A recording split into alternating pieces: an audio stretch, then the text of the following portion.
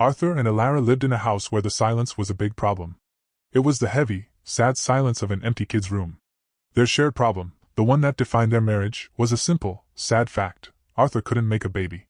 He felt like a failure because of it, a feeling that no amount of money could fix. He acted like a sad, broken husband, and he did it perfectly.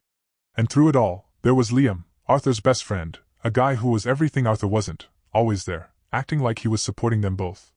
The change was small at first. A new light in Elara's eyes. Her phone always hidden. Arthur felt a cold dread, so he did what scared men do. He bought a tiny camera and hid it on a bookshelf. He thought he would just catch her cheating. What he saw was a whole lot of playing ding-dong. He watched the video that night, in the dark.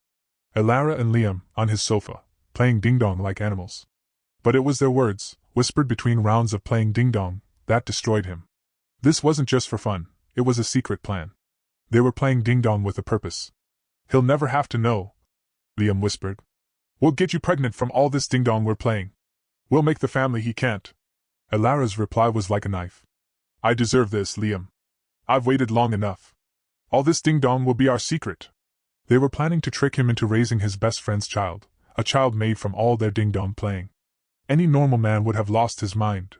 But as Arthur sat there, he felt nothing. No shock. No surprise. He had been waiting for this. He had been waiting for her to find someone else to play ding-dong with.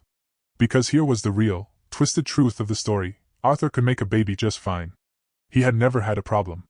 Years ago, he had faked his own doctor's papers to say that he couldn't. His marriage, from the very start, had been a sick game. A long, twisted test to see if she would cheat on him if she thought he was broken. He wanted to see how far she would go. The non-stop ding-dong playing with Liam wasn't a surprise. It was exactly what he wanted to happen in his sick game. What he did next was a master class in mind games. He played the part of the broken husband perfectly. He would accidentally leave his bank account open on his laptop, showing a huge bonus, so Elara would think they had the money to pay for a fake treatment to cover up all the ding-dong they were playing. He would tell her, "You should spend more time with Liam. He's good for you," knowing they would be playing ding-dong the second he left. He was the one building the entire trap. The end of the game came on a Sunday night.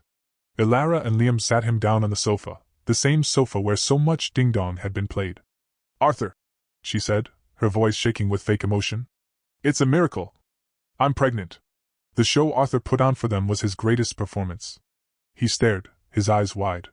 He cried fake tears of joy. He pulled them both into a tight hug.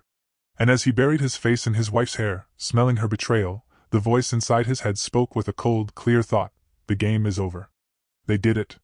They played ding-dong until they made a baby. And now they think they've won. But I own this house, I own her, and I own the baby made from every single time they played ding-dong. Their game is over.